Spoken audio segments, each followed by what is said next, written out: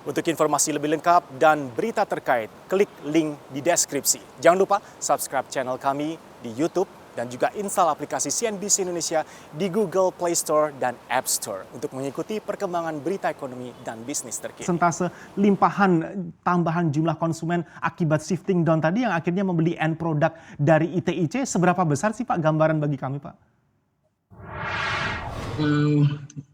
Menurut perhitungan kami, dari existing market sendiri ada peningkatan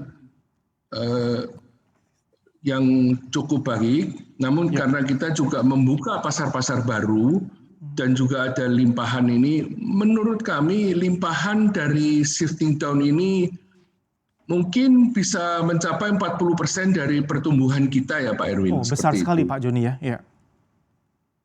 Ya, dari pertumbuhan ya Pak ya, bukan dari total, tapi dari pertumbuhan ini bisa kira-kira 40%. Ya. Oke, 40% pertumbuhan dari existing market yang sudah digarap oleh ITIC sebelumnya. Semua good news-nya sudah ada, semua support factor-nya sudah ada. Apakah ini juga akan semakin mempermudah jalan bagi Indonesian Tobacco TBK untuk memaksimalkan perluasan pasar? Di segmen sebelumnya, sebelum jeda, kita sempat tertahan berbicara mengenai perluasan pasar. Perluasan pasar yang memungkinkan untuk masih bisa dilakukan oleh ITIC di situasi seperti ini, seperti apa Pak? Pasar masih terbuka lebar menurut saya, terutama di dalam negeri. Seperti Sumatera itu masih luas sekali, NTT, Maluku, Ambon, bahkan Pulau Jawa sendiri pun kita belum menggarapnya dengan full force ya Pak ya. Jadi masih banyak peluang pasar yang bisa kita kerjakan di dalam negeri. Dan ini sudah kita kerjakan. Mudah-mudahan di pertengahan tahun depan, kuartal kedua, kuartal ketiga tahun depan, kita sudah bisa melihat hasilnya. Pasar dalam negeri bisa kita kerjakan karena kita masih bisa traveling dan masih bisa bekerja. Namun untuk yang ekspor, karena kita tidak bisa berjalan ke luar negeri, jadi untuk perluasan pasar di ekspor untuk sementara ini hold dulu Pak Erwin. Dalam negeri yang kita fokuskan perluasannya seperti itu.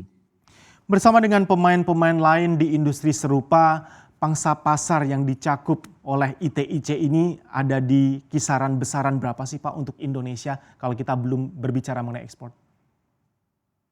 Kalau untuk pasar tembakau iris, kita memang market leader Pak Erwin ya. Kita menguasai lebih dari 50% pangsa pasar.